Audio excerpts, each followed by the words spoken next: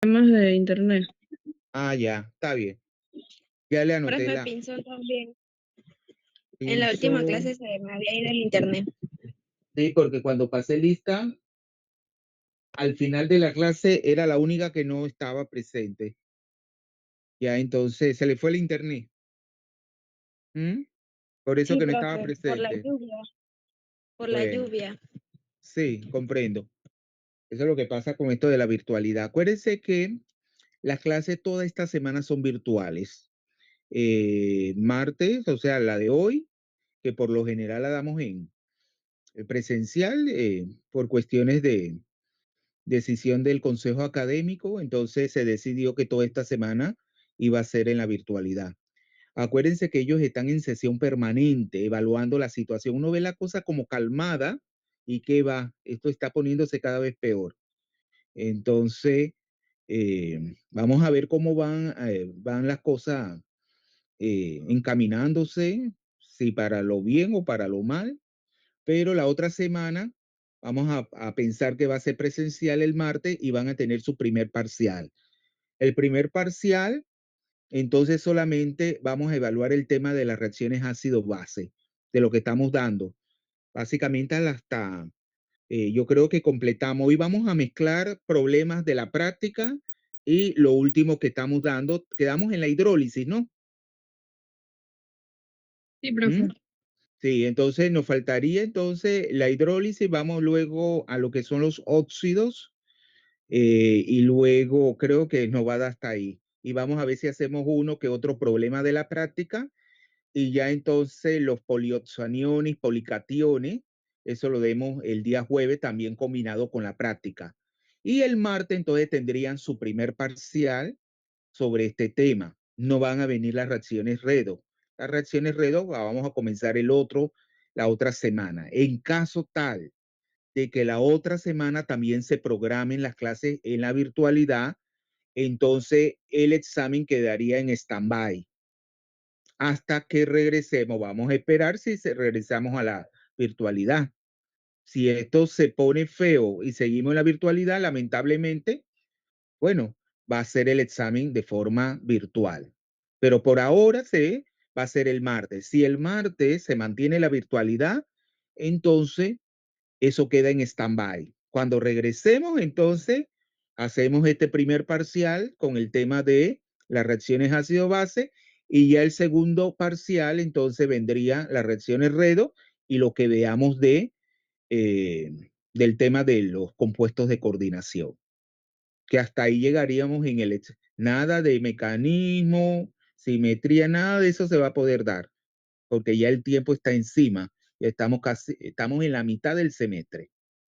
Falta el mes de mayo de lo que resta, junio y ya, porque el semestre termina el 4 o el 3 de julio, 3 o 4. Claro que creo que el 4 es para a ver, 4 de julio, vamos a ver, sí, porque el 4 de julio creo que es sábado, si no, creo que es sábado, que es para los centros regionales que tienen clase los sábados. Vamos a ver, espérese.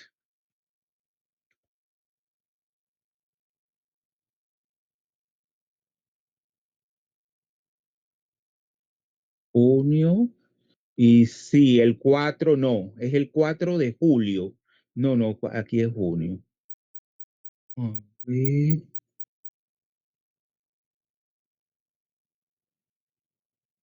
julio, sí, sábado 5. Sí, el 4 terminan el semestre, las clases, 4 de julio, el día de Estados Unidos, el viernes. Ya para los que están en los centros regionales es hasta el 5 de julio. Así que además resta prácticamente, bueno, una semana del mes de julio, la primera semana. Entonces ya estamos como en la mitad del semestre. Entonces vamos a compartir pantalla.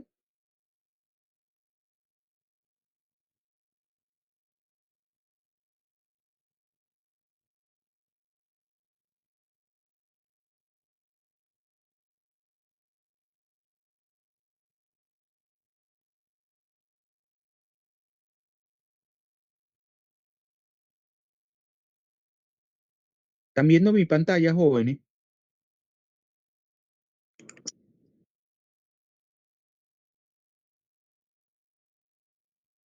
Sí. Vamos a- Bueno, estábamos en lo que...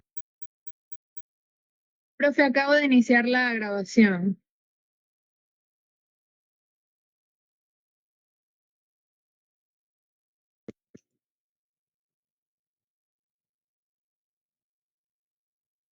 Entonces, habíamos dicho que con respecto a la hidrólisis, teníamos el caso, un enfoque Profe, electrostático. no se le ve la pantalla. Vuelve a ponerla. Otra vez.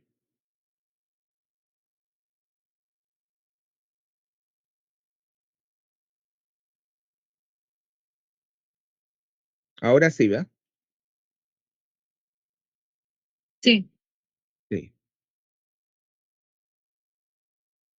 Entonces, en lo que respecta a la hidrólisis, por un lado, tenemos aquellos elementos que presentan una configuración de gas inerte, ¿ya? O de gas noble, como es el caso de los elementos del grupo 1 y 2, la interacción, ¿ya?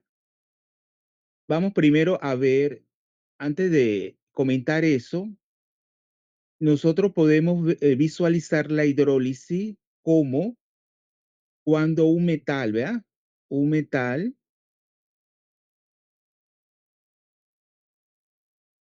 se coordina con X números de moléculas de agua. Vamos a pensar que sea en un entorno octaédrico, ¿ah? En un entorno octaédrico, coordinándose con 6 moléculas de agua, claro, la carga de ese complejo va a estar dada por la carga del metal, ¿verdad? La carga del metal que tiene una carga M más.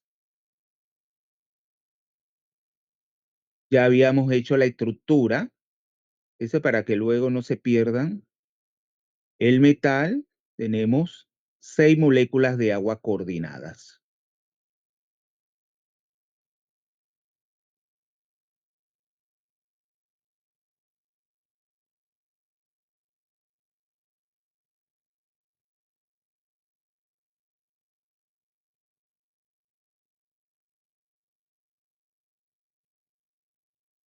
Claro, si nosotros tenemos que este ion metálico, que sea, tiene una carga M más, claro, ellos van a tener una configuración de gas inerte, o sea, adquirir una configuración de los elementos del grupo 18, cuando ellos pierden una cantidad de electrones. Y son estos, claro, donde nosotros vamos a tener una interacción electrostática en el respectivo hidróxido. O sea, porque cuando visualizamos, primero, claro, estos iones metálicos van a presentar una hidrólisis ácida en agua. O sea, en agua, acuérdense que estas moléculas de agua coordinadas, cuando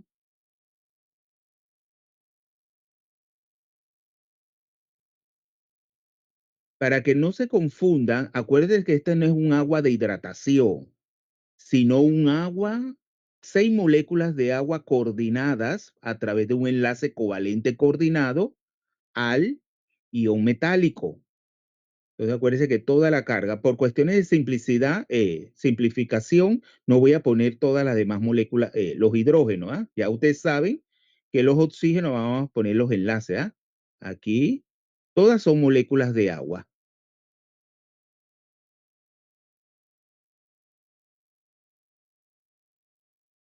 Claro, en agua, ¿qué va a ocurrir? El agua va a romper, acuérdense que hidrólisis quiere decir ruptura, el agua provoca la ruptura de un enlace. Entonces va a romper el enlace de esos hidrógenos, ¿verdad? Que están unidos covalentemente al oxígeno y a su vez esa molécula de agua coordinada al ion metálico. Entonces, va a provocar la ruptura del enlace. Vamos a ponerlo aquí así, ¿ah? Provoca la ruptura y claro, por eso se llama hidrólisis ácida, porque va a salir un protón y ese protón con el agua forma el ion hidronio.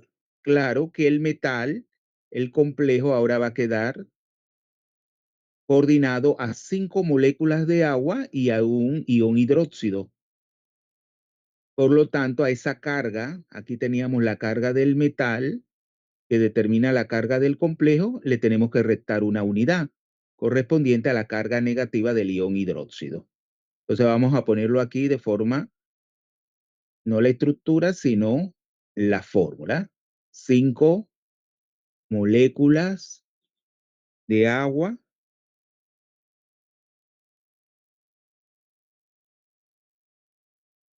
y el ion hidróxido.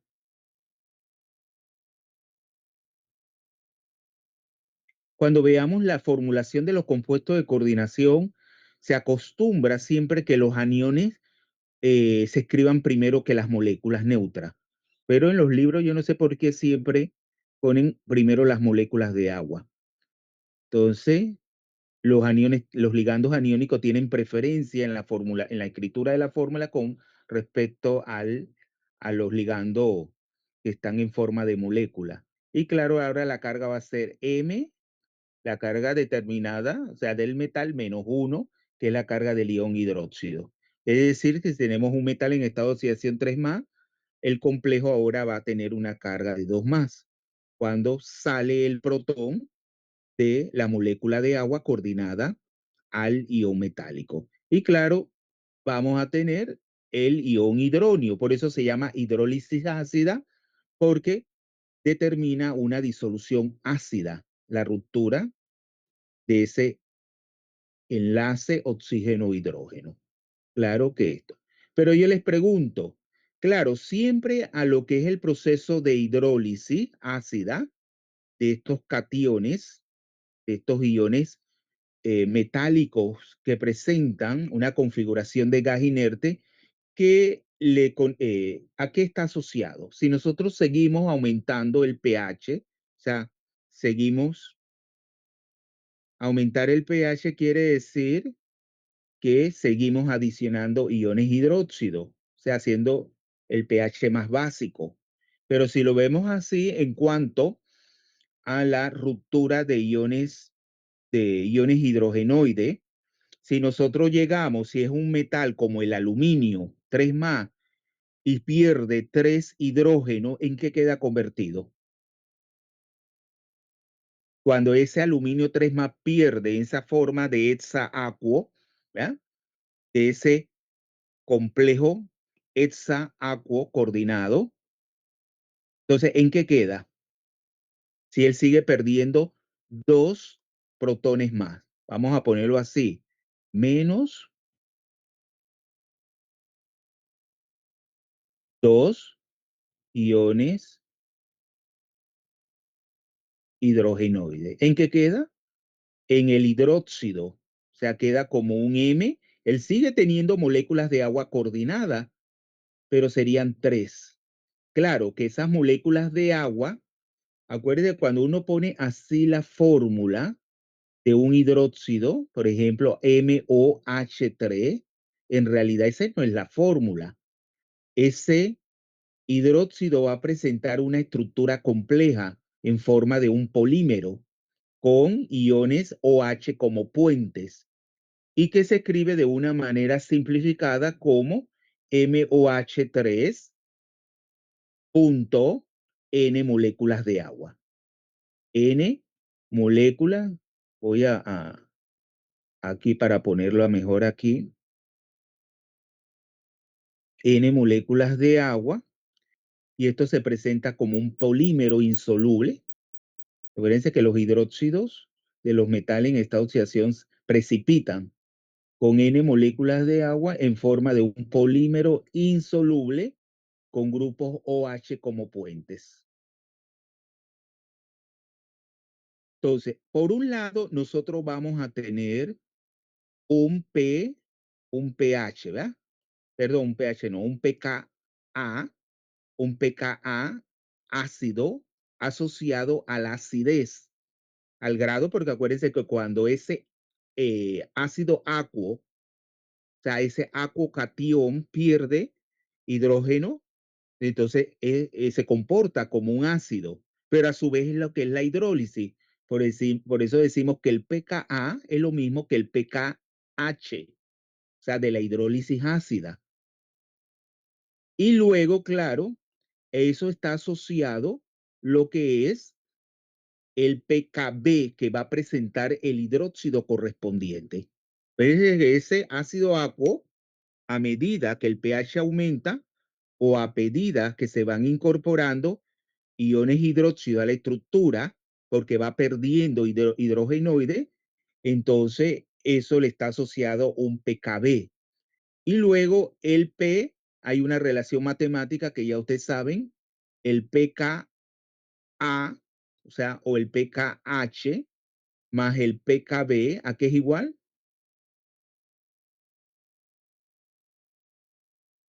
A 14, ¿eh? Si es en disolución acuosa, eso nos da el pKw del agua, que es 14.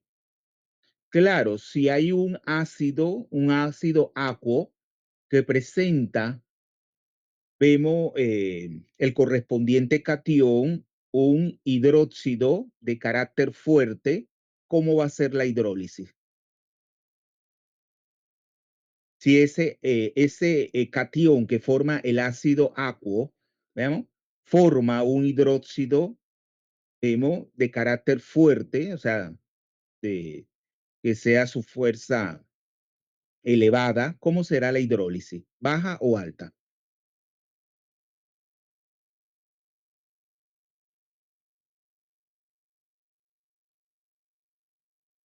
Jóvenes. Sería baja. Claro, es todo lo contrario. O sea, cuando una aumenta, la otra disminuye. ¿No se acuerdan cuando vimos el concepto de nivelación y el concepto de diferenciación? El efecto nivelador y el efecto diferenciante. ¿Qué habíamos dicho con una base? Vemos cuáles son las bases que se van a nivelar en agua, por ejemplo. Las que son más fuertes porque se van a disociar por completo. Claro, el pKb decíamos que era menor a 0, ¿verdad? Menor, era un pKb negativo. Pero cuando uno lo visualiza en función del pKa, entonces, ¿qué decíamos? Que el pKa es mayor a el P a 0, pues, es un pK positivo. Aunque estamos viendo que es una base, pero siempre una base tiene asociado la correspondiente, una correspondiente acidez, o sea, el ácido conjugado. Así véanlo en esta forma. Si el catión de ese ácido aquo forma una base o un hidróxido, una base fuerte, la hidrólisis entonces va a ser, no va a ser pronunciada, va a darse en menor grado. Entonces, esto es lo que respecta, vemos a a la hidrólisis con un enfoque electrostático, donde, claro, la interacción entre esos iones hidróxido y esos cationes es de naturaleza electrostática o iónica. A medida, acuérdense que esta hidrólisis se va a incrementar a medida de que la relación carga radio, sea tamaño, sea elevada. Mientras mayor es, ¿cómo le decimos a eso? Poder polarizante. Mientras mayor sea el poder polarizante del catión, que es lo mismo que una densidad de carga, ¿eh? O sea, la carga sobre la carga al cuadrado, ¿se acuerda del parámetro electrostático? El parámetro electrostático sobre R, que es el tamaño, R es una medida del tamaño, entonces ese es el parámetro electrostático. A medida que eso sea mayor, la hidrólisis va a ser más pronunciada, o sea, más importante. Se va a dar en mayor medida. Y claro, a medida que descendemos en un grupo, ¿qué pasa con el tamaño? ¿Qué pasa con el tamaño a medida que descendemos en un grupo? Va Se hace aumentando. Claro, va a aumentar el tamaño y por lo tanto, ¿qué va a pasar con la hidrólisis? ¿Va a disminuir o va a aumentar? la de los iones metálicos que estén más abajo en los grupos en los mayores, los grupos de mayor número. ¿Qué va a pasar con la hidrólisis? ¿Se va a hacer más importante o menos importante? Menos, ¿verdad? Va a disminuir la hidrólisis. Como también, ustedes saben, hacia abajo aumenta es la masa molar. La masa molar. Entonces ya ustedes veían que en cuanto a la hidrólisis, esos ácidos aqueos, que hay una relación lineal, ya lo veíamos en un gráfico, si nosotros graficamos el pKa, que es lo mismo que si graficamos, por un lado, si nosotros graficamos el pKa versus el parámetro electrostático, que se simboliza con la letra griega. Vamos a buscarlo de una vez por internet, porque yo siempre lo voy a buscar. Vamos a ver el parámetro electrostático. Aquí está, ¿verdad? Vamos a... Parece que se formó una... Vamos a quitar esto de aquí. Es la letra, vamos a ver el alfabeto griego, porque a veces alfabeto griego, siempre uno cuando, esto con cuidado porque uno a veces, vamos a ver aquí el alfabeto griego, y es esta letra griega. ¿Están viendo esta que parece como una esta? Yo, claro, ustedes no pueden ver esta que parece como una, para ver, vamos a ver el nombre. Yo creo que es la G. Aquí vamos a apretar. Esto no, este es aquí está. No, ese es otro. Aquí está. Es esta, mira. Es la G, ¿vieron? Es esta. Esta que está en azulito, que he puesto en celestita. ¿Están viéndola? Es la G. Es como una culebrita así, como una E. Oiga, ¿me están escuchando? Es Sí, que uno les profe. Sí, habla profesor. y usted no dice, como si uno estuviera en un monólogo. Esta que parece como una culebrita, claro, es la G, y que no me equivocaba. Con esa letra se designa, usted la están viendo en la pantalla que está como celestita, que la E, Sí, profe. entonces es la G, entonces con esa letra es que se denota el parámetro electrostático versus el parámetro electrostático, que es esa G así que así, ¿va? Bueno, ya me salió chueca. Le puse más rayita de lo que es como una cosa así, así, algo así. Entonces, claro, si uno hace el gráfico, se va a encontrar una relación lineal. Pero ¿cuáles son los ácidos aqueos? O sea, aquellos que presentan hidrólisis ácida, donde se va a ver esa relación lineal. Entre el pKa y el parámetro, ya ustedes saben que el parámetro electrostático no es más que igual a la carga al cuadrado sobre la R, que es el radio. ¿Dónde van ustedes a observar esa relación lineal entre el pKa y el parámetro electrostático? Cuando provienen de ácidos o bases débiles. No, habíamos dicho que cuando el anión, ¿verdad?, de una sal proviene de un ácido débil, eso favorece la hidrólisis, como también si el catión procede de una base débil. No, esto no es eso. Acuérdense que yo estoy graficando el pKa versus el parámetro electrostático. ¿Ah? Y claro, aquellos ácidos aqua, aquellos iones metálicos que se ajustan a esta relación lineal, o sea, esta línea recta, ¿cuáles son? Ya lo hemos dicho. Aquellos elementos del grupo 1 y 2. Acuérdate que se ajustan a este modelo iónico, porque ya habíamos dicho que mientras mayor sea la carga, esta carga M más que he colocado en rojo del ion metálico, y claro, mientras mayor sea su carga, el radio, ¿cómo va a ser? menor. O sea, mientras mayor sea la carga y el menor el radio, eso va a favorecer una mayor repulsión electrostática con respecto al hidrógeno que sale como un protón. Y eso se ajusta muy bien para los elementos del grupo 1 y 2, donde yo les dije que su configuración es de gas inerte, que se ajustan a ese modelo iónico. Y claro, ya cuando ese carácter polarizante, esa densidad de carga es muy alta, dándonos un pK más negativo, ¿verdad? Un mayor grado de acidez, entonces eso se puede explicar por un incremento, ahora lo vamos a ver, un incremento en la electronegatividad que favorece lo que es la covalencia del enlace metal-oxígeno.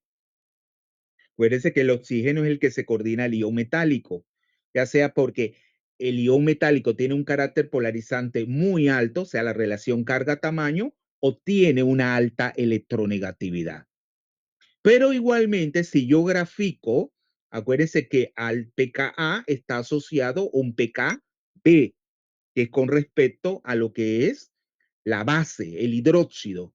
Igualmente, el hidróxido, o sea, si yo grafico el pKb versus ese parámetro electrostático, voy a obtener también una relación lineal para esos elementos del grupo 1 y 2. pKb versus el parámetro electrostático, igualmente voy a encontrar una relación lineal.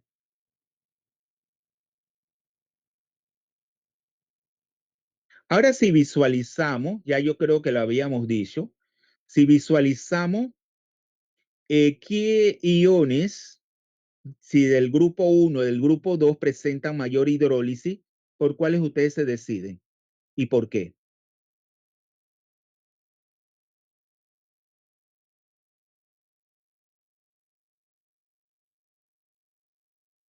Igual estamos aquí haciendo el grafiquito, ¿ah? Parámetro electrostático, vamos a encontrar una relación lineal, ya, pero esto es con respecto al hidróxido, no el ácido acuo. Profesor, ¿no serían los del grupo 2? Tienen una mayor carga. Claro, porque ya si dijimos que esto se ajusta a un modelo electrostático, los iones del grupo 2 tienen una mayor carga, 2 más, que es mayor a 1, es el doble. Pero si lo visualizamos por el tamaño, también son más pequeños. Entonces, siempre los pK de hidrólisis o de acidez de los ácidos acuosos del grupo 2 son más ácidos. O sea, la hidrólisis es mayor que las del grupo 1. Pero este modelo electrostático iónico funciona bien para los elementos del grupo 1 y 2. Más allá, no da resultados satisfactorios. Por ejemplo, si nosotros comparamos el magnesio ¿en qué grupo está? En el grupo 2 y está en el periodo 3. Si lo comparamos al mercurio, que ya está en el periodo 6 y en el grupo 12, pero acuérdense que el mercurio se comporta más bien como un elemento representativo o del grupo principal. Si nosotros visualizamos la carga, el magnesio 2 más y el mercurio 2 más tienen la misma carga, pero si visualizamos el tamaño, ¿qué pasa con el tamaño? ¿Quién tendrá un mayor radio iónico? ¿El mercurio 2 más o el magnesio 2 más? El mercurio.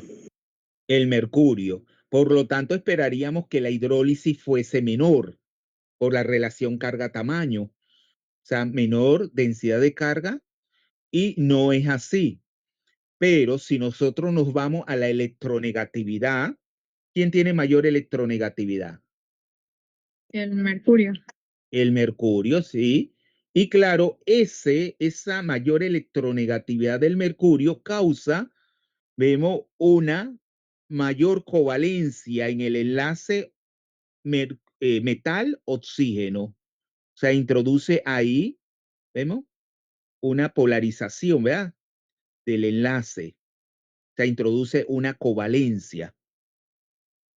Por lo tanto, ahí esperaríamos que aumentase lo que es la hidrólisis ácida. O sea, se introduce, claro, acuérdense que aquí si es hidrólisis ácida, lo que se polariza es el enlace oxígeno-hidrógeno.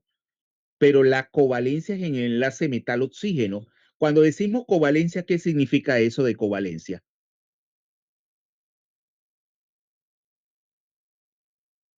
¿Qué significa la covalencia en cuestiones de enlace? Un traslapo, un mayor traslapo de los orbitales.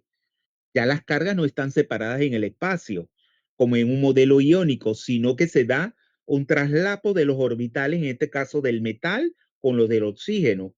Por lo tanto, ¿qué pasa con la proximidad de esa carga positiva con respecto al del protón? Se aproxima más en el espacio, o sea, se siente con mayor fuerza. Por eso que sale más rápido, se polariza más el enlace oxígeno-hidrógeno, por ese efecto de la covalencia que introduce la electronegatividad. ¿Lo ven? Igualmente, ese mismo objetivo, ese mismo resultado lo obtenemos si el metal, el ion metálico tiene un alto poder polarizante. Acuérdense, mientras mayor sea el poder polarizante, o sea, la densidad de carga, o sea, la relación carga-tamaño, más ácido será el ion metálico en su forma de ácido aquo.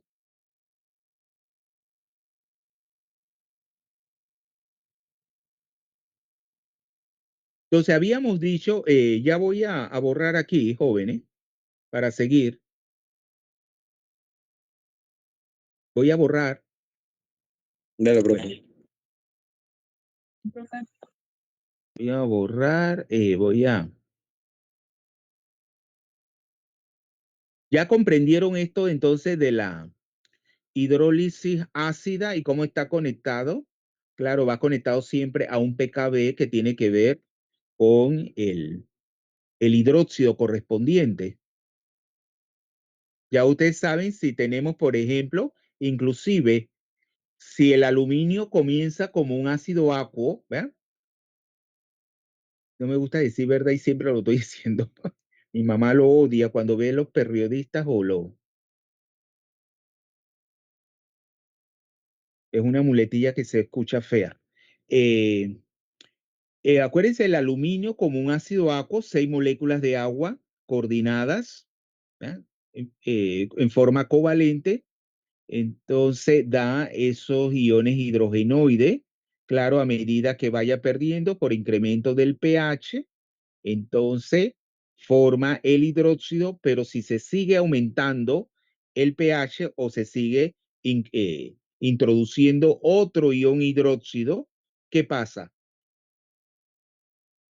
¿Qué pasa con ese sólido que decíamos que se presenta como un polímero insoluble con grupos OH como puente? ¿Qué pasa si yo tengo un hidróxido de aluminio? Por ejemplo, Al OH3, ese es un sólido. Lo ponemos, lo escribimos de forma simplificada así, AlOH3, pero ya sabemos que su estructura es muy compleja. Entonces, claro, esto es un sólido. A eso le está asociado un equilibrio de KPS. Pero si nosotros a este sólido le introducimos un grupo OH, ¿qué ocurre? ¿Qué ocurre si le incorporamos un grupo OH? En disolución acuosa, ese sólido se solubiliza, o sea, ya se forma una especie completamente soluble que es el tetrahidroxoaluminato 3. O sea, se incorpora un ion hidróxido y forma un complejo que es completamente soluble en disolución acuosa.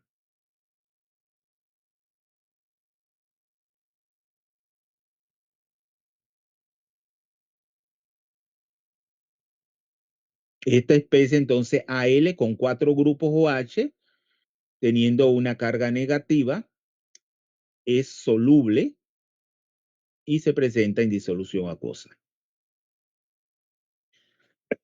Cuando nosotros habíamos escrito, por ejemplo, tengo el M, ¿verdad? MY, ¿verdad?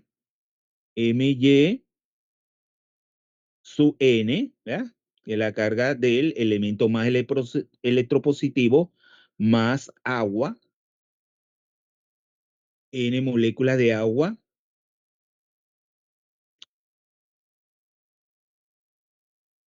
Entonces aquí tenemos N moléculas de agua que se va a formar. Ese es para más bien los compuestos. Vemos, esto es, o sea, es otra vertiente de las reacciones de hidrólisis, otra forma, ¿verdad? My sub N más N moléculas de agua que se forma el hidróxido correspondiente, M o HN, y decimos que los hidrógenos del agua siempre van a emigrar se combinan con el elemento más electronegativo. ¿Cuál es el elemento más electronegativo? De la sal My, es Y, ¿verdad? Y, el elemento más electronegativo, y se forma HY, ¿verdad?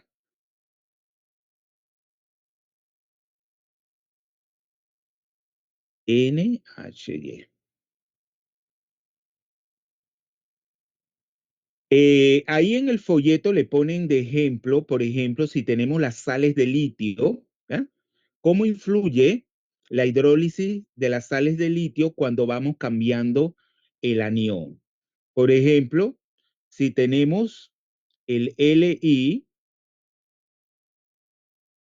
carburo de litio, Li sub 2, C sub 2, y lo combinamos con agua, ¿cuáles van a ser los productos de esa hidrólisis? Un hidróxido de litio.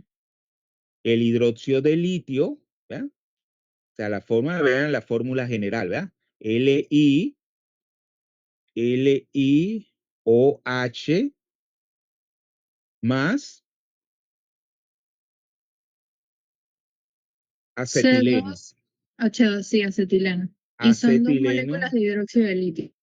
exacto. Acuérdense que aquí, balanceando, entonces serían dos moléculas de hidróxido de litio y dos moléculas de agua. Entonces tendríamos ese. Pero si ahora vamos a poner, aunque no es M sí es un elemento del grupo 15, nitrógeno, fósforo,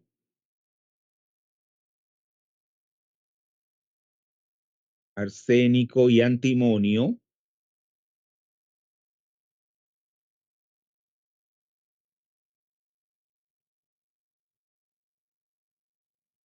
Entonces vamos a ponerlo en forma general y luego lo desarrollamos para el nitrógeno. ¿Ah? Tengo M3, ¿ya? No, aquí va litio, perdón. Aquí va litio. Litio sub 3, ¿verdad? Litio. Ahí hay errores en el folleto. Li sub 3, M. Parece que M no es un metal, son esos elementos, pero así está en el folleto. Es nitrógeno, son los elementos del grupo 15. O sea, tenemos Li sub 3 y luego tenemos agua. O sea, es la hidrólisis de esos compuestos que tienen un grado de carácter iónico covalente, eso lo determina, ¿verdad? Acuérdense que los carburos, ya ustedes cuando dijeron charlas del grupo 14, los carburos se clasifican en muchos tipos y algunos son iónicos y otros tienen carácter covalente. Entonces, ese Li sub 3M daría también que el hidróxido de litio correspondiente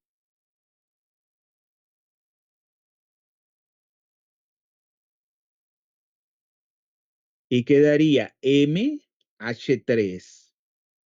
M, no R, ahí tiene R, ¿no? Pero claro, ¿de dónde viene esa R? No, es MH3. MH3 que cuando M es nitrógeno, entonces se forma, vamos a balancearla primero. Aquí sería 3, ¿verdad? Porque tenemos 3 litio. Y aquí entonces sería, si sería 3 más 3 hidrógeno, aquí sería 3 por 2, 6, ¿verdad?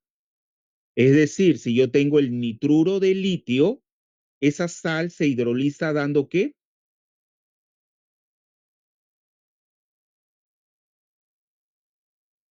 Daría el hidróxido de litio y amoníaco. Exacto, por eso que inclusive le dicen un nitruro puede existir en disolución acuosa como tal. No, porque se hidroliza dando amoníaco y el hidróxido de litio. O sea, una sal que contenga el ion nitruro, si le viene en el examen esa pregunta que usted contestaría, no, porque inmediatamente se hidroliza en amoníaco más el hidróxido de litio correspondiente. O sea, no el correspondiente, sino el hidróxido de litio. Y claro, ¿podría existir en estado sólido? Ahí es una pregunta que tienen que investigar. Un nitruro en estado sólido, o sea, una sal, sería factible que existiese o tiende a descomponerse, a ser inestable. En agua no puede existir el nitruro. Inmediatamente tenemos el nitruro de litio en agua, entonces él va a formar el correspondiente. Entonces, hidróxido de litio más una molécula de amoníaco. Ahora vamos a ver el caso para si M es un elemento del grupo 16. Aquí daría entonces 3. Igual, a mí ya matamos viendo el LiOH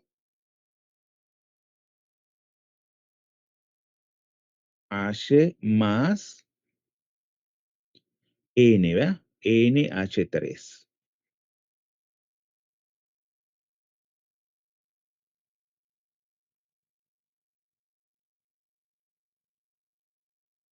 Ya si M es un elemento del grupo 16, como es el oxígeno,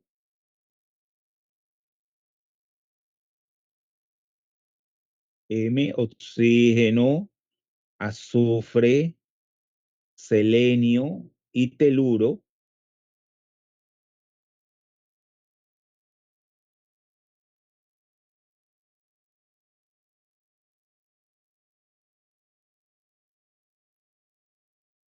Entonces, claro, me daría, yo tendría LI, perdón, Li2, M, porque sí, claro, si tenemos el oxígeno como M, o sea, M sería oxígeno, seríamos el óxido de litio, ¿no es así? Ese óxido de litio más agua, ¿en qué queda? Como hidróxido de litio. Y solamente ese sería el producto que obtenemos. Parece que ahí se equipara al nivel de basicidad del agua. Y aquí, claro, se forma LiOH más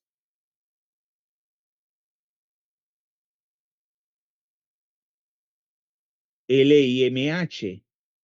Pero claro, si M es oxígeno, queda lo mismo que tenemos, que es el hidróxido de litio, LiMH. Entonces, por lo tanto, quedaría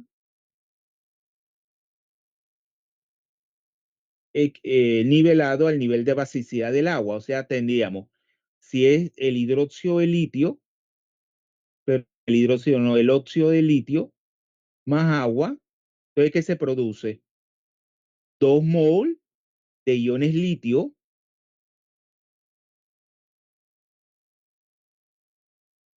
más 1 mol de ion hidróxido.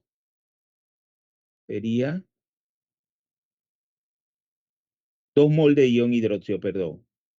Porque sería Li, ¿ya? 2, sí, sería 2 mol de ion litio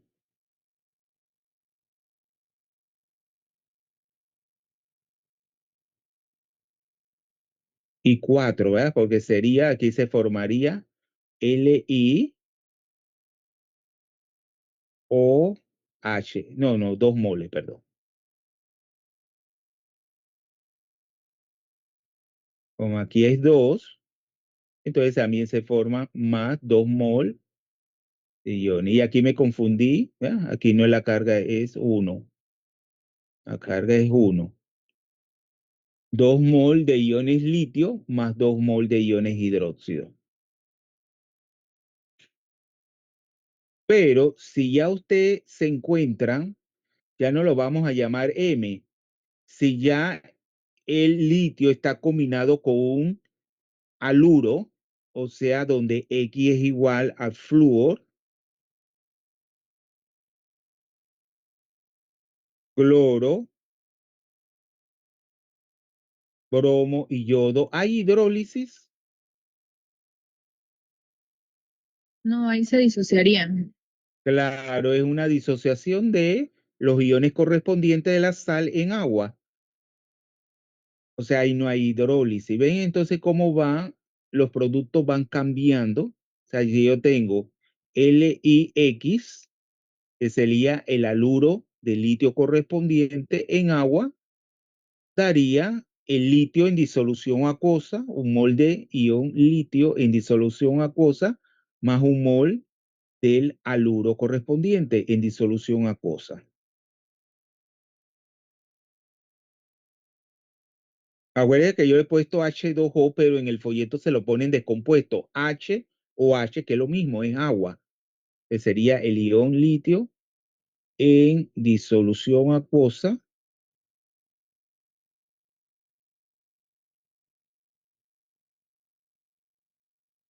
más el ion haluro X menos en disolución acuosa. Ahí también el folleto le dicen, por ejemplo, estas reacciones de hidrólisis a veces se ven o sea, hay complicaciones debido a reacciones de polimerización, o sea, a la formación de especies poliméricas. Y claro, nosotros en cuanto a los óxidos y a los hidróxidos, nosotros los escribimos a través de esa fórmula molecular sencilla, óxido del metal correspondiente o el hidróxido del metal correspondiente. Pero en realidad ellas existen en forma de estructuras complejas, ya sea en forma dimérica, trimérica o polimérica, de más de 2 unidades o de 3 unidades, en la cual en realidad ellos existen en forma de redes tridimensionales, donde el oxígeno o el ion hidróxido actúa como puente entre los átomos del elemento en cuestión. Vamos a ponérselo así en términos general. O sea, yo tengo X, ¿verdad? Es el elemento correspondiente, el correspondiente óxido hidróxido, y él entonces va a estar unido al oxígeno del ion óxido o del ion hidróxido de esta forma y unido a otro átomo del elemento dado en cuestión, así. Existen en forma de redes tridimensionales donde el oxígeno puntea, o sea, sirve como puente, ya sea en su forma oxo o en su forma hidroxo, o sea, en forma de el ion óxido o hidróxido, punteando, o sea, sirviendo como puente entre los átomos de los elementos en cuestión. O sea, que son estructuras bastante complejas. Ahí también en el folleto le dicen, por ejemplo, que los hidruros y los alquilos de los metales son sensibles, o sea, dan reacciones de hidrólisis. Por ejemplo, si yo tengo un hidruro de litio en agua, ¿qué daría? Un hidruro de litio.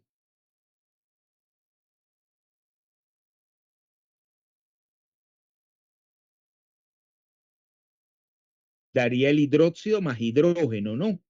O sea, ellos son sensibles a dar reacciones de hidrólisis, al igual que los alquilos metálicos.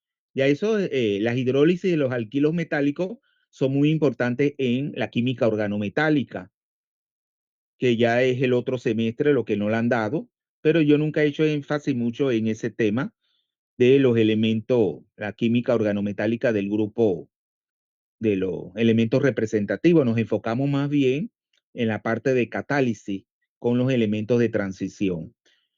También se les dice ahí que los aluros, la mayoría de los aluros de la mayoría de los metales también son sensibles a la hidrólisis.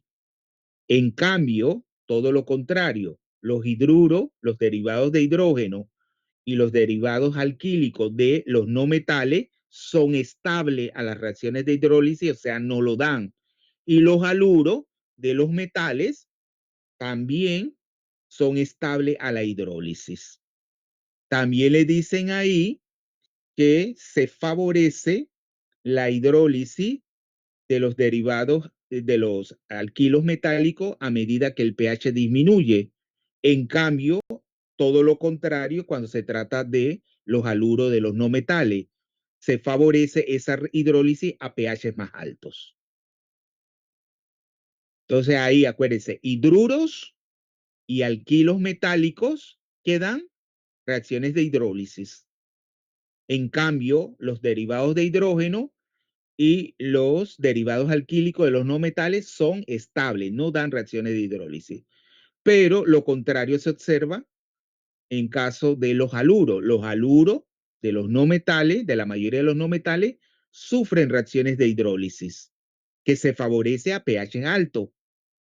En cambio, los haluros o los halogenuros de los metales son estables a la hidrólisis. Ahora, para terminar ya con esto de la hidrólisis, vamos a visualizar la hidrólisis de los compuestos covalentes, donde ya ese enfoque ácido-base no funciona. Vamos a borrar aquí esto.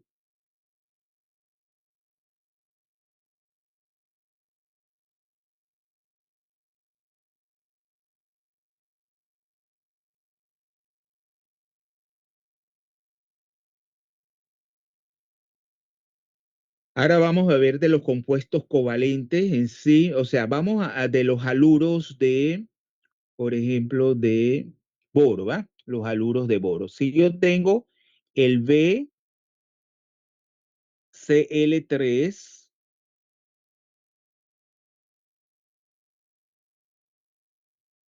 y el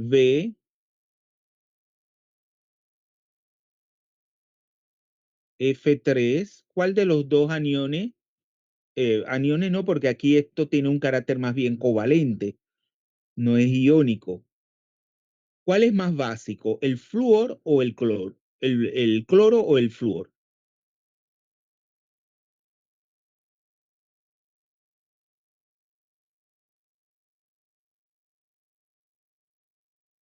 El flúor es más básico, ¿verdad? Es más básico. Acuérdense que el cloro, por lo general, el cloro casi no tiene, no tiende a captar un protón. El flúor sí, tiene cierta basicidad. Entonces, claro, pero eso no se puede explicar de esa forma. Acuérdense de la hidrólisis de estos compuestos covalentes, tiene que ver más con el mecanismo de la reacción. O sea, ¿qué es lo que nos determina que es nos sirve como un buen criterio para determinar, tenemos si hay reacciones de hidrólisis o no en los compuestos covalentes? Son la energía de los enlaces que se forman y de los que se rompen. Ese balance entre los enlaces que se forman, que se rompen primero, y luego los que se forman dentro del mecanismo, como también la fuerza del enlace pi y lo que es la energía de activación, es lo que nos va a servir como un criterio para decidir si la reacción de hidrólisis procede o no procede. Tiene que ver más bien con el mecanismo de la reacción. Entonces, si nosotros tenemos el BF3, no da reacción de hidrólisis con el agua, pero el tricloruro de boro sí. ¿Cómo procede esta reacción de hidrólisis? Primero tenemos en un paso lento del agua, el agua ataca nucleofílicamente el tricloruro de boro. O sea, acuérdense que el boro es un centro nucleofílico. Acuérdense que aporta un orbital vacío. ¿Eh? Tricloruro, vamos a ponerlo en, como la estructura.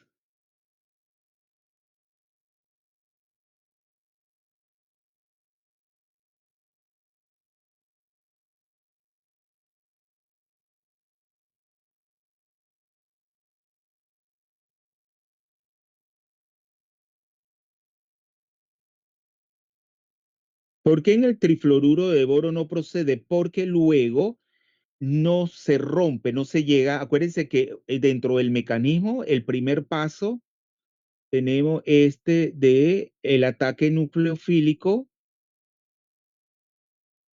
es rápido, ¿eh? Perdón, es lento. Aquí tenemos más el agua.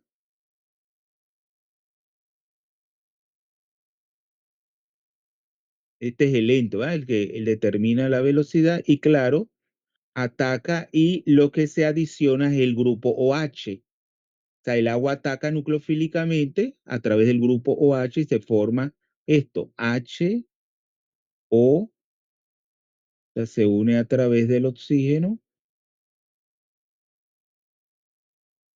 y acá entonces se forma Cl, Cl y Cl.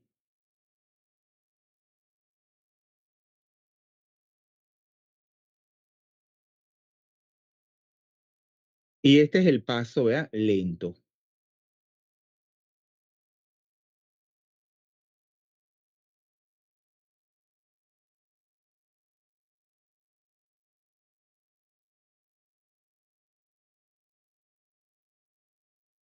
Entonces luego aquí el hidrógeno intramolecularmente se une aquí al cloro, ¿ah?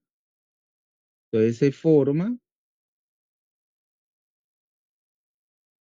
vamos a ponerlo así, es una, en realidad se forma el B, aquí el boro acuérdense que está cargado negativamente, pues tiene 4 enlaces. Entonces el boro igual Cl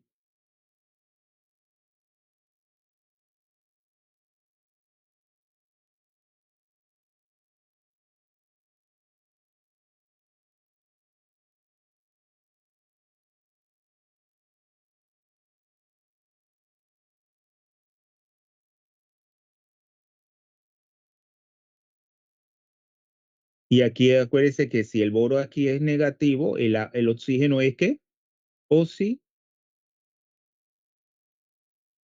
1, 2, no. Y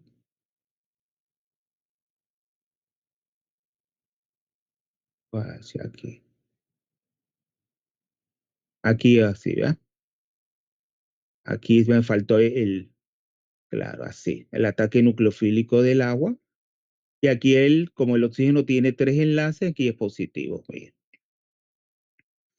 Claro, aquí sería H y aquí queda H.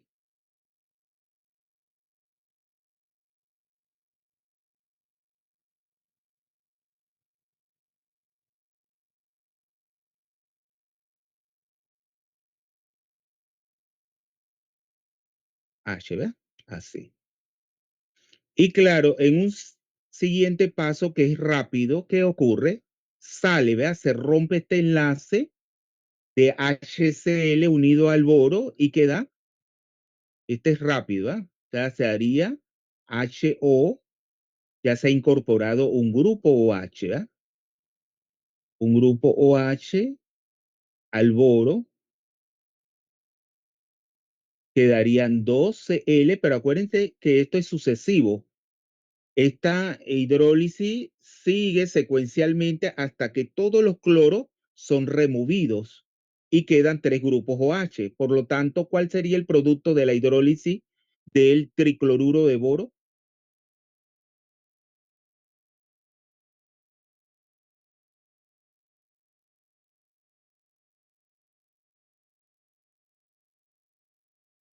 Aquí sería HCl.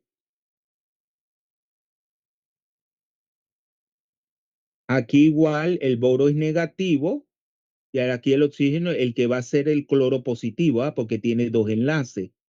Así, ¿va?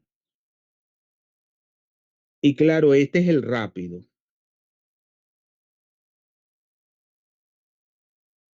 No sé si estoy al revés. ¿Cuál es el rápido y cuál es el lento? Claro, ahí, claro, este segundo paso, sí, donde se rompe el enlace HCl, es el que no procede para el flúor, a pesar de que es más básico. Por lo tanto, ya les había dicho que dentro de esta evaluación de las reacciones de hidrólisis de los compuestos covalentes, entonces lo que determina, lo que sirve como criterio para evaluar si procede o no la hidrólisis es la energía de los enlaces que se rompen y de lo que se forman, como también evaluar es la energía de activación necesaria, porque acuérdense, al incorporarse una molécula de agua en ese ataque nucleofílico, ¿qué ocurre con el número de enlaces? ¿Disminuye o aumenta?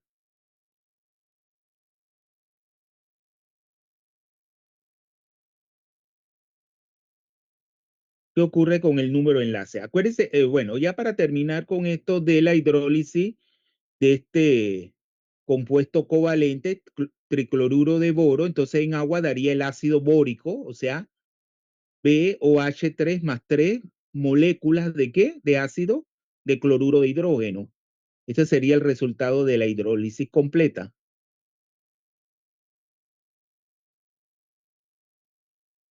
Más 3 HCl.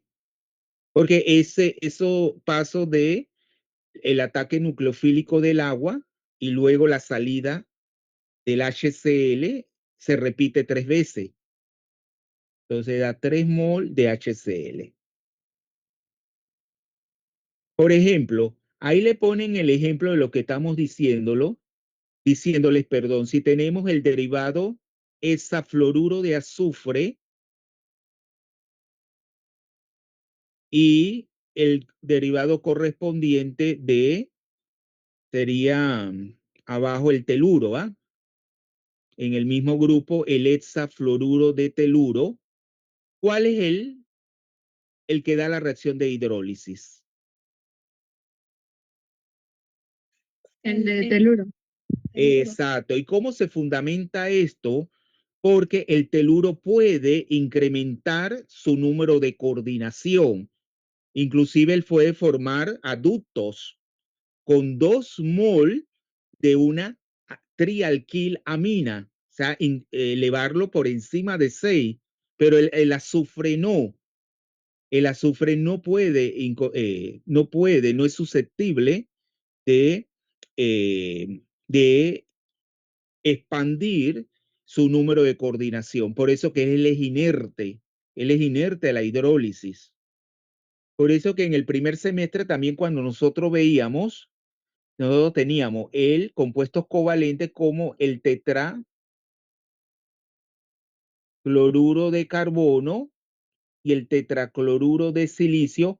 ¿Cuál de los dos daba reacción de hidrólisis?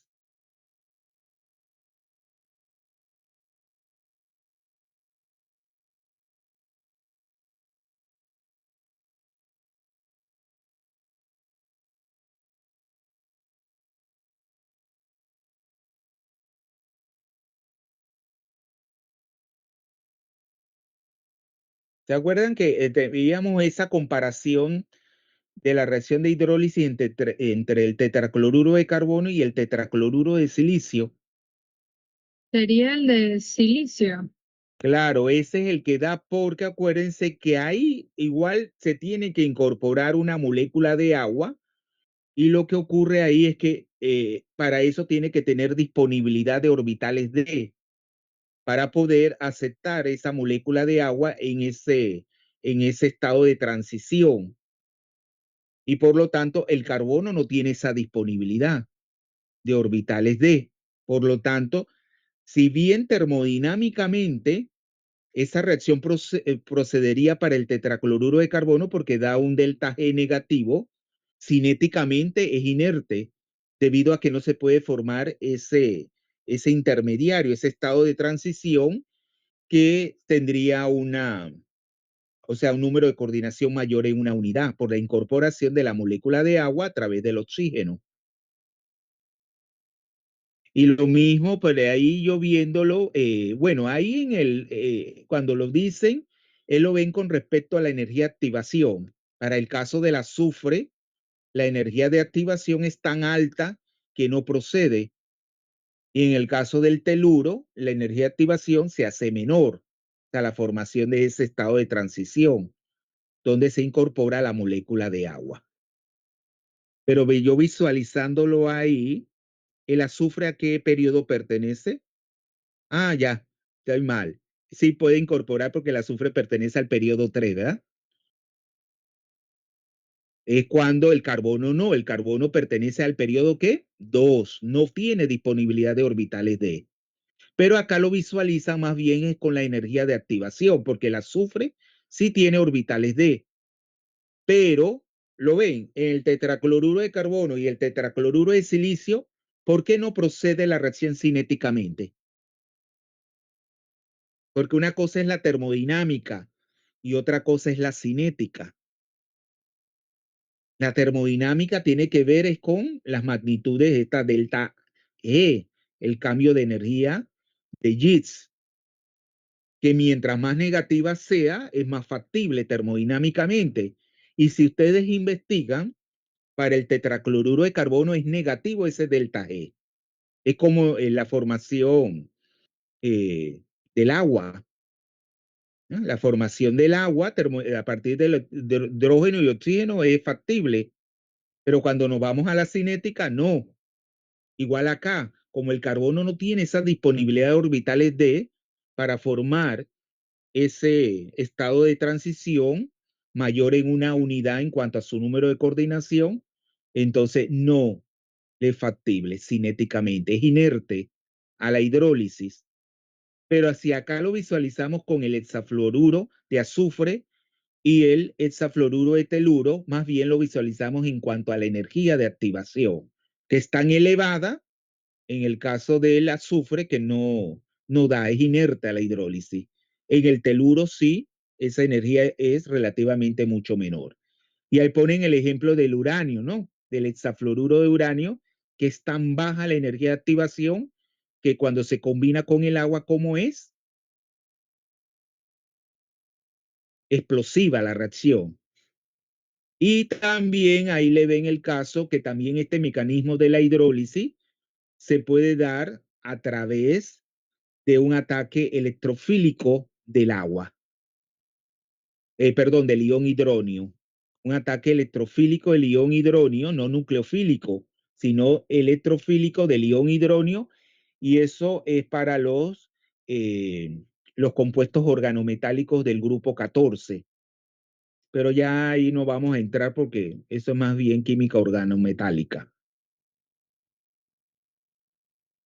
¿Les quedó claro esto de la hidrólisis? Miren, por una parte tenemos la hidrólisis de los compuestos covalentes, que ya ustedes ven ahí por el ataque nucleofílico, no tiene que ver nada el enfoque básico o ácido, porque ya ven que para el derivado de flúor no procede porque esa ruptura del enlace HF no se da. Y acuérdense que eso tiene que ver también con con la energía del enlace. Acuérdense de la energía de los enlaces que se rompen y que se forman. Enlaces muy fuertes se hacen inertes porque tienden, claro, mayor fuerza del enlace estabiliza y no procede la hidrólisis. Mayor fuerza del enlace, entonces la energía. Y también tiene que ver, ahí tienen que investiguen, porque también dijimos la fuerza del enlace pi. ¿Qué tiene que ver la fuerza del enlace pi con como criterio, ¿verdad? Para determinar si procede o no esta reacción de hidrólisis en los compuestos de naturaleza covalente? Pero ya ven el ejemplo acá con respecto a la energía de activación, Es bien importante. O sea, energía de activación baja se da. Energía de activación alta se hace inerte. Por ejemplo, en el caso del tetracloruro de carbono, es que no tiene disponibilidad de orbitales D para formar ese intermediario, ¿eh? Que tiene un estado, un número de coordinación mayor en una unidad. Para incorporar esa molécula de agua, tiene que tener disponibilidad porque es un ataque nucleofílico. El agua es el que utiliza el par de electrones del oxígeno para coordinarse, para unirse al boro. Bueno, vamos ahora, ya en la otra clase vamos a terminar con los polioxoaniones, pero ahora vamos, Lo del enlace pi es porque disminuye la disponibilidad de electrones y es más difícil la interacción con el agua. disminuye la disponibilidad de orbitales. Ajá, de sitios donde el agua pueda atacar. Claro, porque claro, ese orbital se utiliza para formar el enlace pi, que es perpendicular, siempre al plano de la Por el molécula. solapamiento de los orbitales, por lo menos en el caso del trifluoruro de boro, sería el solapamiento de los orbitales p vacío del boro y los p del flúor. Entonces daría el enlace pi y por eso es que no se puede dar la hidrólisis en ese. Claro, no hay una disponibilidad para ese ataque nucleofílico. ¿No es así? Ajá. ¿Quién habló y disculpe? Alejandra Palacios. Bien, Alejandra está estudiando, ella está asociando, ve que es bueno su análisis porque inclusive cuando estudiamos lo que era la fuerza de ácida de estos derivados de haluro de boro, habíamos dicho que el cloro es más ácido, ¿no es así? Es más ácido Sí. que el trifluoro, por eso del enlace pi.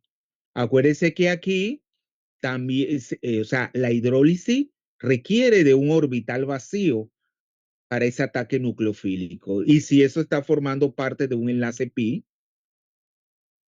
acuérdense que esos enlaces pi siempre son perpendiculares, en este caso al plano de la molécula, que es eh, una molécula plana, trigonal planar. Bueno, vamos entonces a ver un problema. Vamos a verbalizarlo mucho porque si no, no vamos a demorar. Vamos a verbalizar. Vamos a ver, por ejemplo,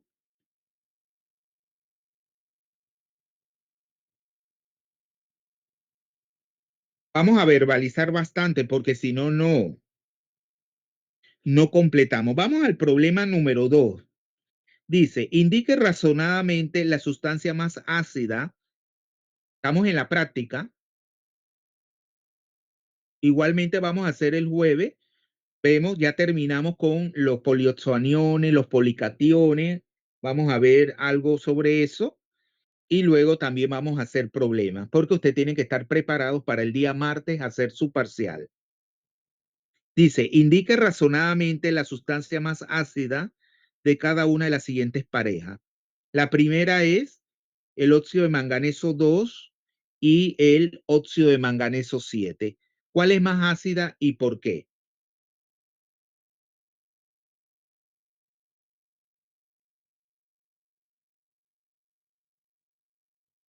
El de manganeso 7 por su estado de oxidación. Claro, decíamos que lo ácido está conectado a mayor poder polarizante.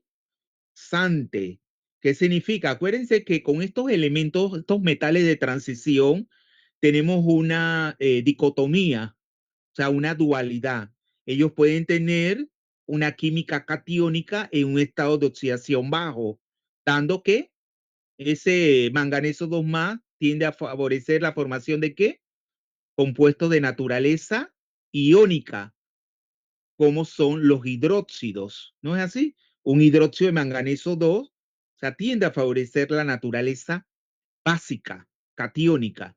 En cambio, el manganeso en un estado de oxidación 7 más se comporta como un ácido, o sea, da una química de los oxoaniones, una química de formación de un oxoácido. O sea, tiende a dar entonces un carácter ácido. Ya entonces visualizamos la polarización del enlace oxígeno e hidrógeno. Tiende a dar hidrógenos. ¿Lo ven? Entonces, mayor el estado de oxidación y eso tiene que ver es con un incremento de la electronegatividad. ¿Qué pasa con ese manganeso 7 más? ¿Se hace más electronegativo o menos electronegativo? O sea, tiende a incrementar su carácter metálico o a decrecerlo. ¿Qué pasa con ese estado de oxidación 7 más del manganeso? Jóvenes, se incrementa la electronegatividad. Acuérdense que siempre el carácter metálico lo asociamos a una menor electronegatividad. ¿No es así? Menor electronegatividad. Le veíamos el caso del, claro, del que hacía que introducía, ¿verdad? Una mayor polaridad del enlace oxígeno-hidrógeno del mercurio 2 más con respecto al magnesio 2 más. Bueno, por ahí tienen que irse mayor estado de oxidación, mayor carácter ácido, porque introduce una mayor polaridad del enlace oxígeno-hidrógeno por el carácter polarizante. Entre el hexaaco-hierro 2 y el hexaaco-hierro 3, ¿quién tiene mayor fuerza ácida? ¿Quién es más ácido? El hierro 3. Claro, ya dijimos que ese es un ácido acuo. Aunque el hierro no pertenece ni al grupo 1 y 2, no está dentro de esa relación lineal, ¿se acuerda? Cuando se grafica el pKa o el pKh de la hidrólisis ácida con respecto al parámetro electrostático, pero está muy próximo a esa línea recta. Entonces no se aparta mucho. Y claro, el hierro 3 más, mayor carga, menor radio. ¿Qué pasa? Mayor es la repulsión y por lo tanto aumenta la fuerza ácida. Ese protón sale más fácilmente de la estructura. Entre el óxido de fósforo 3 y el óxido de bismuto 3, ¿qué me dicen ahí? Es que a mí, El óxido de fósforo. sí, claro, por el carácter no metálico. Es que también nos faltó desarrollar. Bueno, ya lo tendríamos que hacer el día jueves. Comenzamos primero con el carácter. ¿Se acuerdan que se los dije? No me acordaron. El carácter. Bueno, vamos a hacerlo. Vamos a hacerlo ya. Vamos a comenzar. Vamos con los óxidos. Voy a borrar, jóvenes. Después de esta clase que tienen.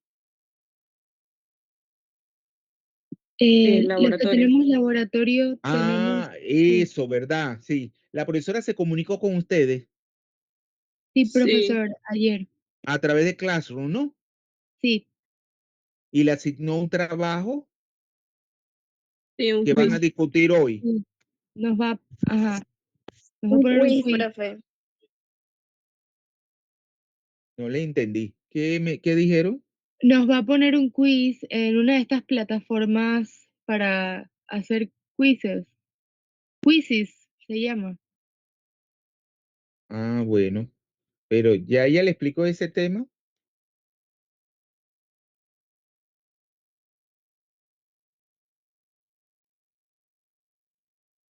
No exactamente ese tema, pero como el quiz del año pasado era de nomenclatura, pues yo, yo asumo que es nomenclatura, pero igual ya repasé los laboratorios que ya entregué. Entonces, Bueno, bueno, tienen que aprovechar el tiempo porque, bueno, cuando se es profesor de laboratorio tienes que usar más la creatividad porque no es teoría, es parte experimental.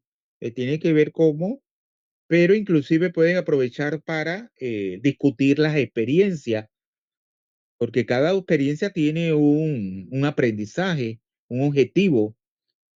Entonces es bueno que repasen dentro de, ahora tienen el espacio ese disponible para discutir esos resultados experimentales. Bueno, no faltó los óxidos, ¿verdad?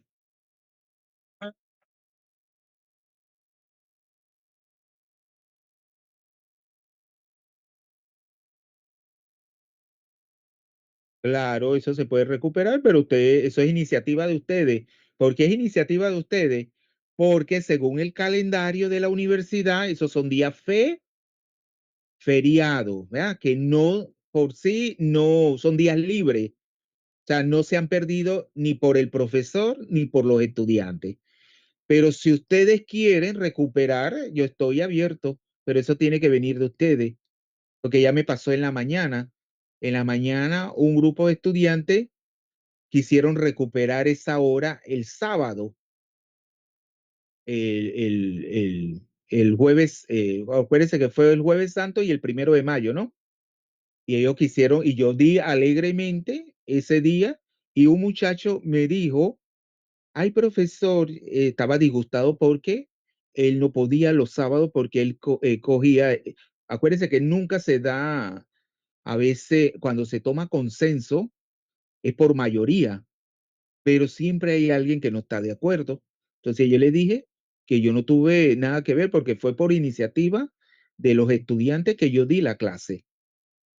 Entonces ustedes me tendrían que decir para ver qué día podemos dar.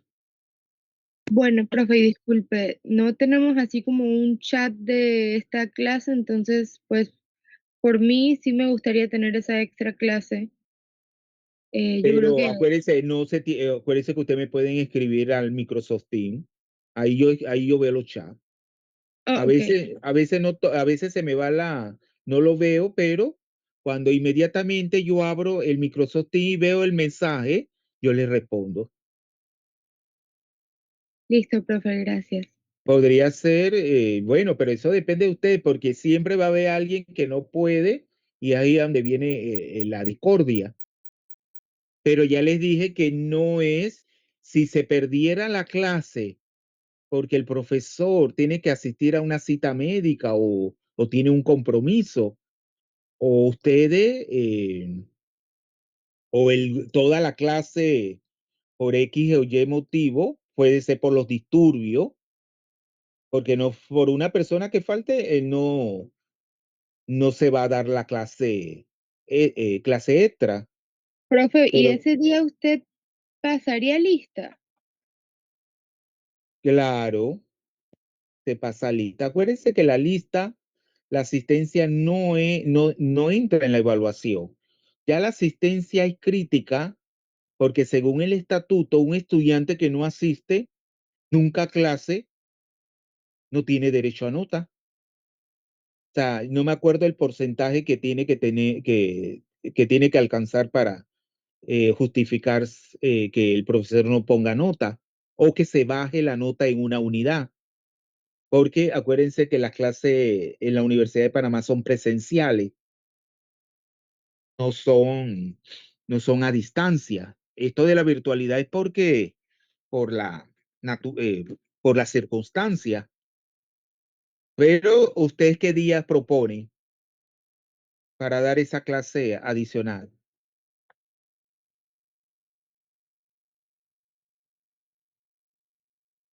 Pero eso ustedes tendrían que discutirlo y ya entonces me envían el resultado, ¿va?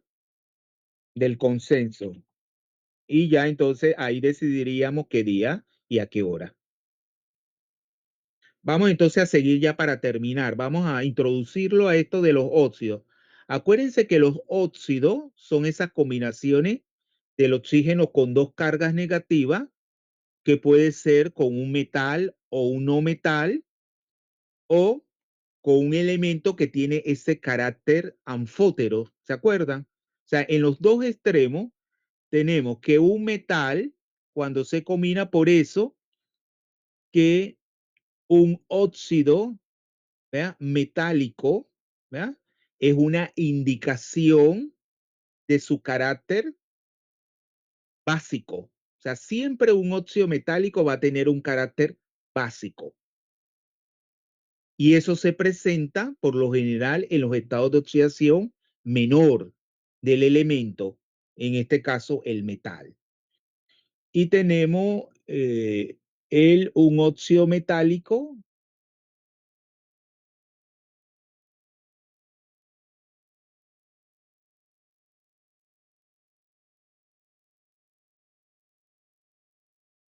Y entonces decimos siempre que un óxido metálico tiene un carácter básico.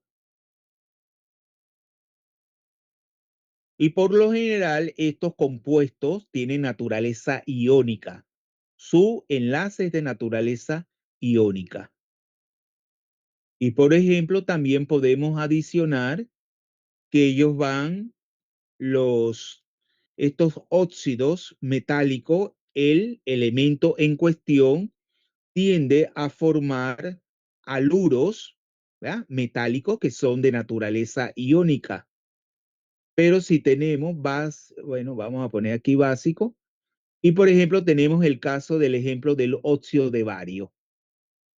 Eso es un óxido metálico y por lo general es básico. ¿Por qué es básico? Porque cuando ese óxido se combina con una molécula de agua, claro, a ese óxido se le transfiere, el agua transfiere un protón, formándose ¿qué? ¿Qué se forma cuando ese agua le transfiere un protón? Ya hemos dicho que siempre Hidróxido de bario. exacto, el hidróxido que es completamente iónico, o sea, va a dar dos iones hidróxido, perdón, bario más dos iones hidróxido. Vamos a poner aquí. Acuérdense que lo separo en ion porque acuérdense que hemos dicho que la naturaleza del enlace, ¿cómo es? Iónica. Iónico.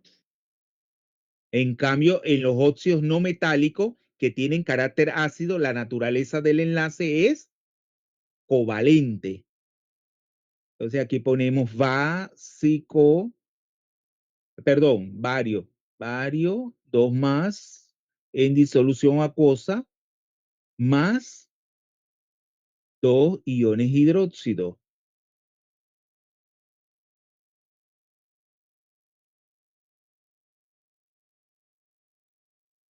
Todo en disolución acuosa. Una interpretación equivalente de lo que es un óxido básico es aquel que reacciona con un ácido. Claro, eso denota su naturaleza básica. El óxido de bario más el ion hidronio, ¿qué nos daría?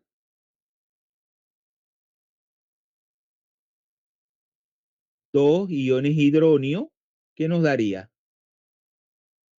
Lo mismo, jóvenes. Nos daría el bario más ion hidróxido, más agua, perdón. No es lo mismo. Nos daría ese óxido de bario más agua, ¿qué nos daría? Es como si fuera una reacción de neutralización, porque nos daría el bario 2 más, como una reacción de neutralización. Bario 2 más ¿cuántas moléculas de agua?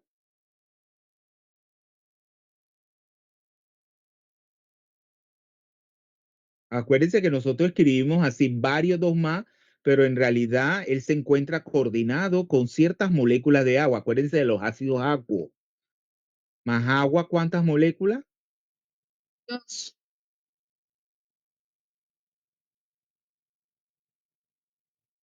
3, ¿verdad? 3 moléculas de agua. Acuérdense que del lado de los reactivos tengo 2 por 3, 6 hidrógeno. 3 por 2, 6, 3. Sería así, balanceada. Entonces, eso sería lo que es el óxido metálico. El óxido metálico que tiene carácter básico, pero el no metálico que tiene carácter, ¿de qué tipo? Ácido. Ya se comporta como un compuesto covalente. Y los óxidos, ¿ya?, no metálico, el metal correspondiente al combinarse con el hidrógeno, perdón, con los haluros, daría haluros, ¿ya?, volátiles. Haluros volátiles que son de naturaleza covalente. A diferencia de los metales que se combinan con los haluros, daría haluros sólidos, iónicos, de carácter iónico. Por ejemplo, un fluoruro de bario sería un compuesto de carácter iónico. Entonces, el no metálico tiene carácter ácido. Entonces, ¿cómo podemos definir ese óxido no metálico?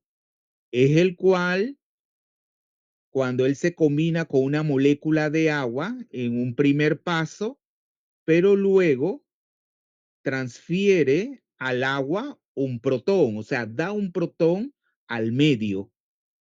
Y una interpretación equivalente sería un óxido no metálico es aquel que reacciona con una base alcalina. Vamos a verlo mediante reacciones. Y acuérdense, el no metálico tiene carácter ácido. Vamos a ver el ejemplo del dióxido de carbono. Acuérdense que el dióxido de carbono, ¿qué forma? En agua. En un primer paso, él se combina con una molécula de agua. Cuando ese CO2 se combina con una molécula de agua que da jóvenes,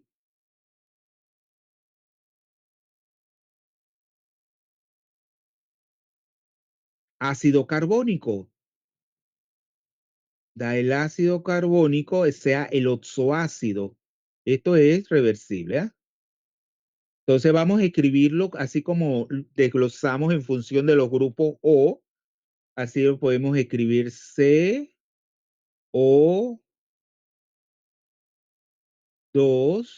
¿Ya? Bueno, vamos a poner el 2 acá, que yo siempre lo tiendo. Pero acá el 2. O sea, vamos a escribir el HCO3, H2CO3, perdón. Ese es el ácido carbónico, ¿ah? Su fórmula molecular. Pero lo podemos desglosar así. 3, aquí ponemos dos grupos oxo, o sea que dos oxígenos se encuentran en forma de oxo. ¿Se acuerdan con la regla empírica de Pauli? Y luego acá ponemos el OH. No, aquí hay un error. Sería 2OH porque, claro, contiene dos protones. Acá esto es OH2, ¿verdad? Y acá más sería un oxígeno en forma de oxo. Vamos a borrar aquí. Claro, ese es en un primer paso. Pero luego, ¿qué pasa con ese ácido carbónico en agua?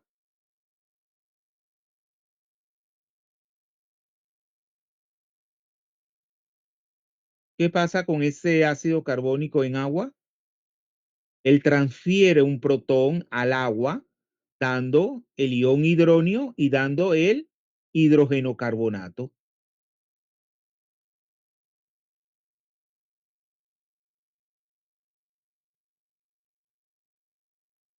Aquí más agua.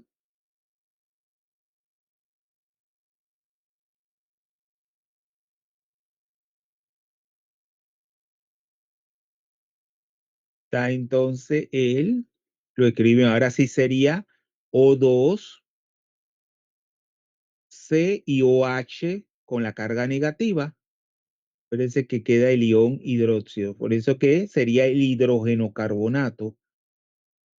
Así. Sería, acuérdense, el H, C, O3 con la carga negativa, el ion hidrógeno carbonato más el ion hidronio. Y eso es lo que es un óxido no metálico, que siempre lo asociamos a un carácter ácido. También una interpretación equivalente de lo que es un óxido ácido es aquel que reacciona con una base alcalina, como puede ser el ion hidróxido. O sea, el CO2 más OH quedaría el ion hidrógeno carbonato.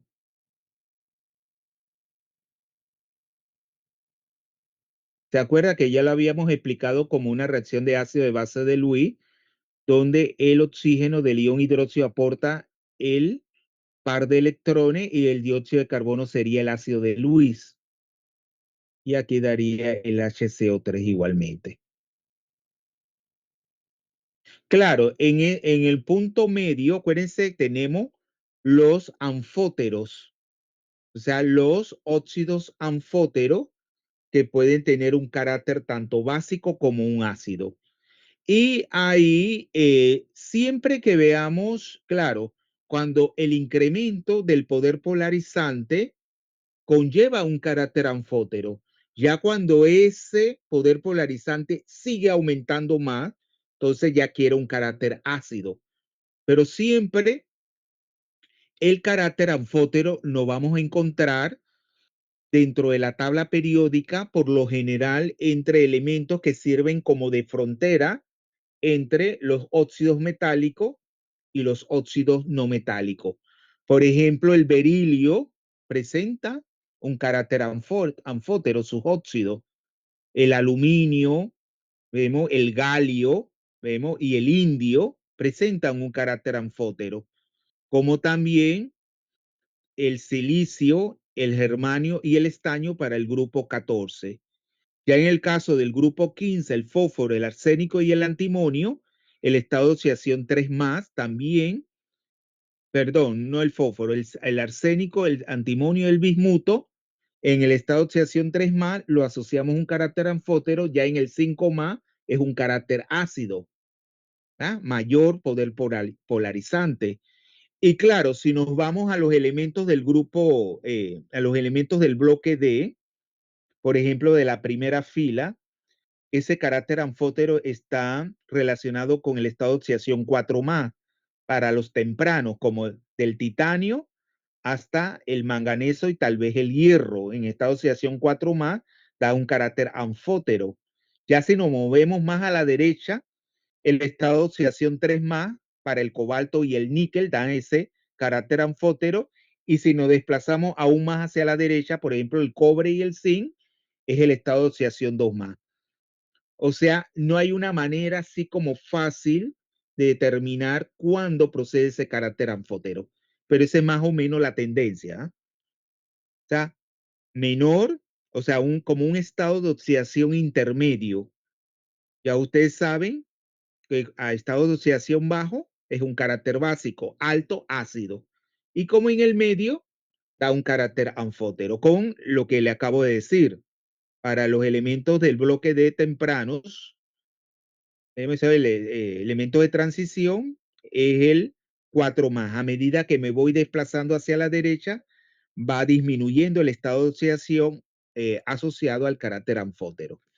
Vamos a terminar aquí escribiendo la fórmula del hidrógeno carbonato. Por ejemplo, en el caso del aluminio, sabemos que presenta un carácter anfótero, o sea, que puede ser tanto básico como ácido. Si se comporta como un ácido, es porque reacciona con una base como puede ser el ion hidróxido, Al, 2 o 3. Óxido de aluminio, si se comporta como un ácido, es porque reacciona con una base. ¿La base cuál va a ser? El ion hidróxido. Igual que pasa con el hidróxido, cuando yo tengo ese óxido de aluminio frente a iones hidróxido que se forma,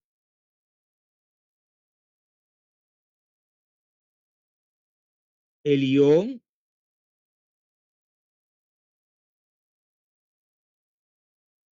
vamos a ponerlo más hacia acá, el tetra hidroxo, ¿se acuerda que les había dicho que le escribí con el aluminio, el hidróxido de aluminio? Se forma que el tetra hidroxo aluminato 3, o sea, el Al o H, que es completamente soluble. O sea, claro, sabemos ahí evidenciar una reacción porque el óxido de aluminio, ¿cómo es? ¿Es sólido o soluble? En medio, en agua neutra. Si yo al óxido de aluminio le adiciono agua, ¿qué va a ocurrir? Es soluble.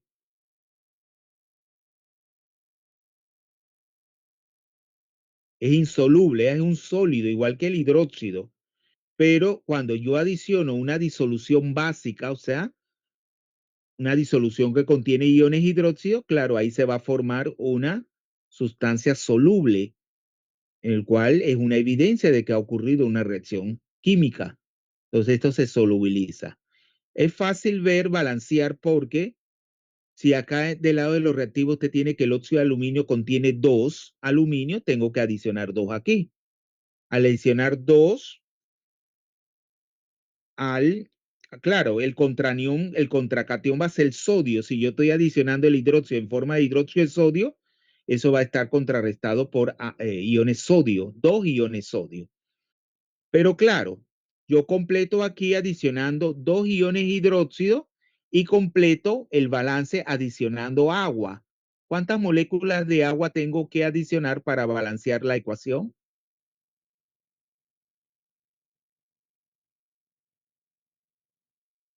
Tengo 2 por 4, 8 oxígeno.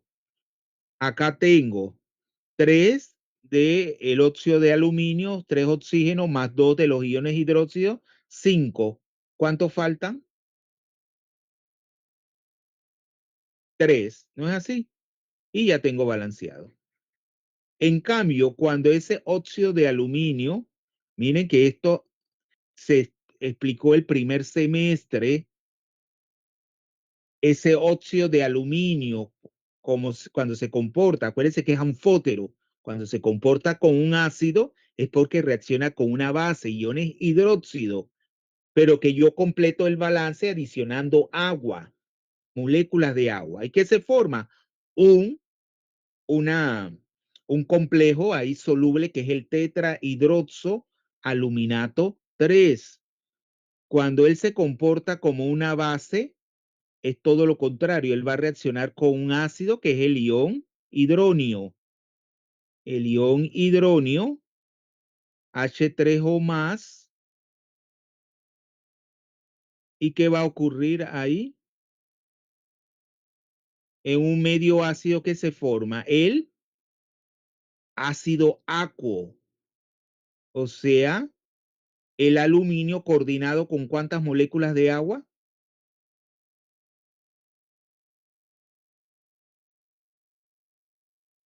Ahí se forma el ácido acuo. Acuérdense que una disminución del pH tiende a formar el ácido acuo. Un incremento del pH tiende a formar la especie soluble esa. Primero el hidróxido. Acuérdense que siempre a un pKa de un acuoácido le va conectado ¿qué? Un pKb asociado a la base, al hidróxido.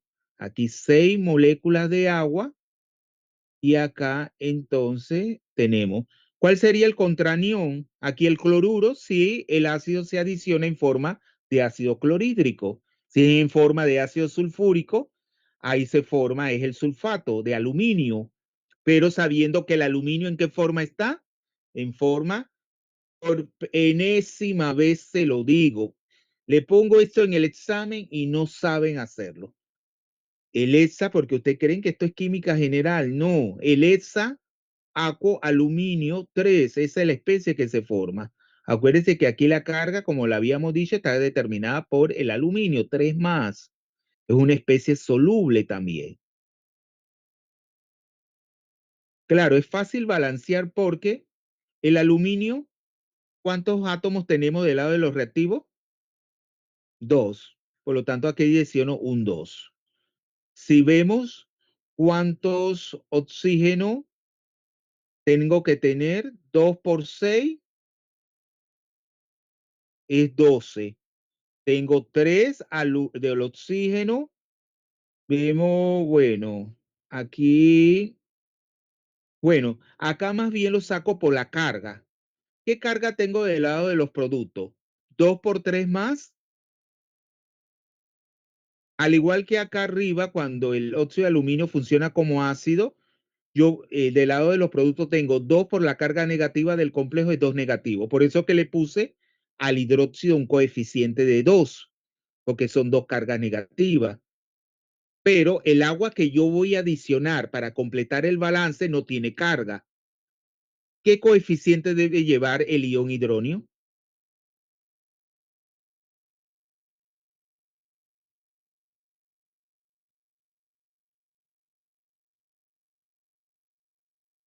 Seis por una carga, entonces estaría, porque cuando uno balancea una ecuación, tiene que balancear tanto los átomos como las cargas. Entonces, más, ¿cuántas moléculas de agua completan el balance? 3, ¿verdad? 3 moléculas de agua. Bueno, ahí ya avanzamos en esto, ya entonces no pudimos, seguimos completando la práctica el día jueves. Entonces lo dejamos hasta aquí, jóvenes.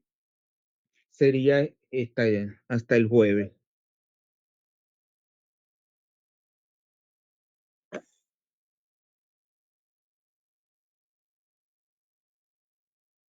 ¿Alguien que haya llegado tarde? ¿Jóvenes? Sí, profe, con él.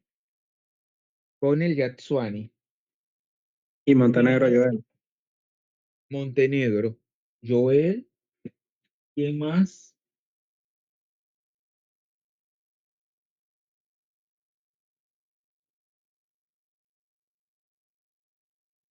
Aquí yo tengo Barzallo ya nunca llegó. No llegó. Con el Yatsuani. Llegó. Presente. Monroy Anabelsi. No llegó. Montenegro Joel me acaba de decir que sí. Y ya. Bueno, nos vemos el día jueves. Estudien. Acuérdense que el martes tienen ese primer parcial. En caso de que siga la virtualidad, ¿qué pasa, Enilda, si sigue la virtualidad? ¿Qué haríamos? Quedaría en stand-by, ¿verdad? En stand-by seguiríamos clase, pero inmediatamente nos incorporamos a la clase presencial y tendrían su parcial. Y claro, acuérdense que este semestre, el semestre no es infinito, tiene su fin. Y claro, ya la semana siguiente tendríamos el segundo parcial y con eso completamos. Entonces nos vemos hasta el día martes. Hasta el día jueves, perdón.